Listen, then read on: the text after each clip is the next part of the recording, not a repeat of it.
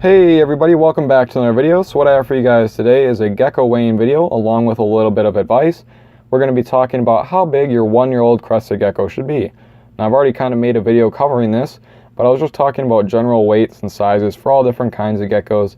But I do see a lot of people asking about how specifically how big their 1-year-old crested gecko should be. Now this is going to be a lot of just my opinion and showing you guys my geckos and how big they are after 1 year.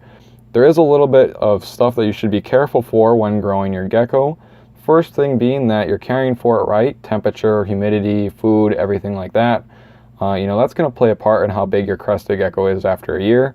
Another thing is the genetics of the gecko basically, and that's something you can't really control unless you're a breeder. If you get someone who's inbreeding or just you get a bad gecko basically, it might be a little bit different for you. That being said, just because your gecko is growing a little bit slower or isn't as big as mine are at a year old does not mean it's bad at all. It can just be a little bit of difference in care and can make all the difference in a year. But usually all the geckos end up at the same place, so I wouldn't worry about it too much. That being said, if you had to ask me what range I would shoot for weight-wise at a year old, I would say somewhere between 15 and 35 grams. Now that's a pretty big range. But if your gecko is a slower grower and it doesn't like its bugs as much, it's probably going to be more around 15, 16, 14, somewhere in there. If it likes bugs a lot and it's eating a ton of food, it's going to be on the higher end, maybe 35, 30, somewhere in there. Or if it's just your average gecko, somewhere between 20 and 30 is probably pretty normal. That being said, you're not going to want to overfeed your gecko so that it grows really quickly.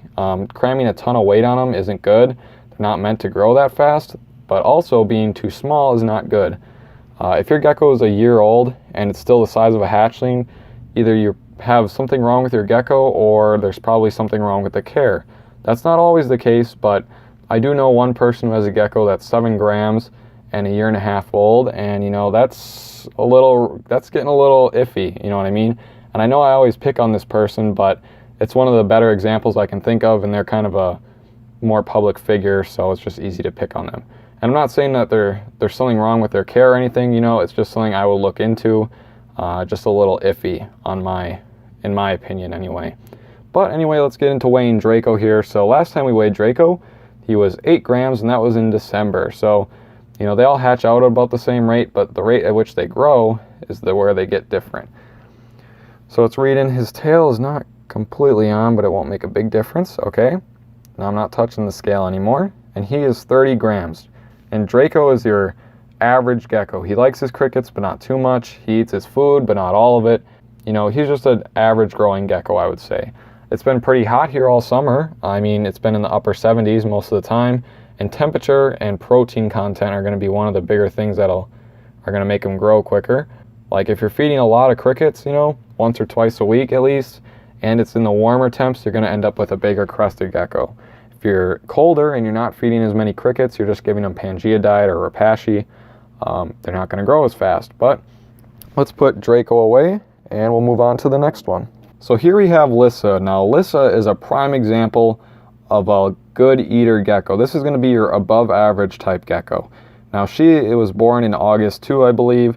So she's about a year and a month old, or somewhere in there. The couple extra weeks that she may or may not be isn't going to make a huge difference, but she's an example of a gecko who always cleans out her food dish, eats every cricket I put into her enclosure, and she's just a chubby girl overall. I don't overfeed her. I feed her the same amount I give to all my other geckos.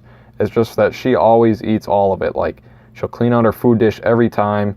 She'll eat all her crickets every time. So she's an example of an above average eater, and she's going to be obviously reflected weight-wise. She is also born in the same month that Draco was. I don't know if I mentioned that he was born in August too. They're both born around the same time, and as you can see, she was almost 40 grams. Now, in my opinion, I'm not overfeeding her. Like I said earlier, I feed her the same amount I feed all my other geckos. It's just that she eats more than they do.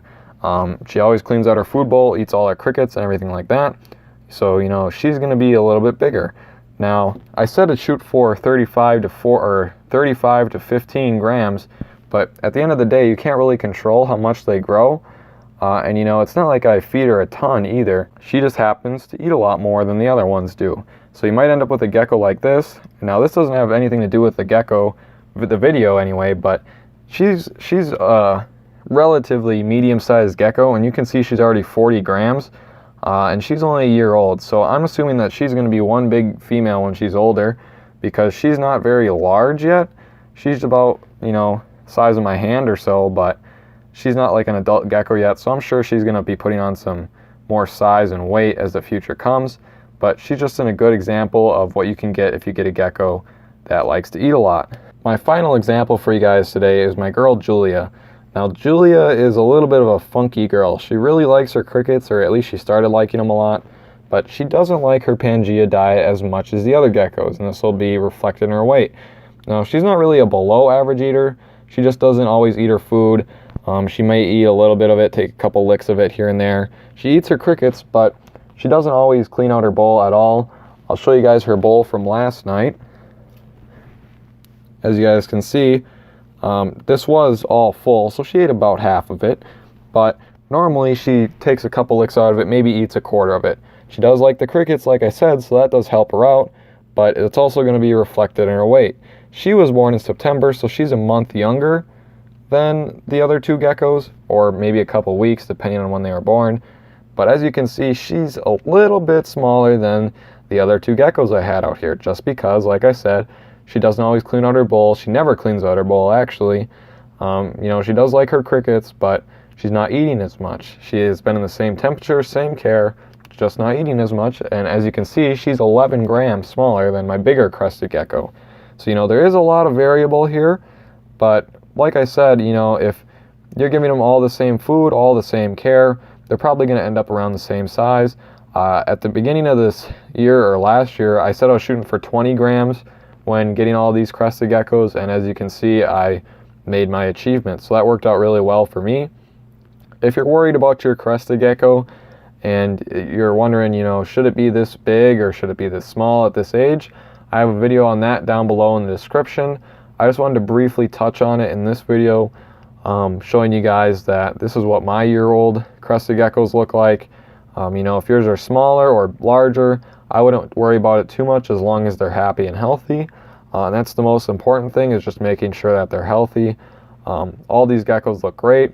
You know, there's nothing wrong with them. They're all growing at a normal pace for the amount of food that they eat. So hopefully you guys did enjoy this video. Hopefully it answered your questions if you were wondering about how big your crested gecko should be. And if you guys have any other questions about them, leave them down below in the comments. I'm so happy that they finally hit their weight size. But anyway, I will catch you guys in the next video.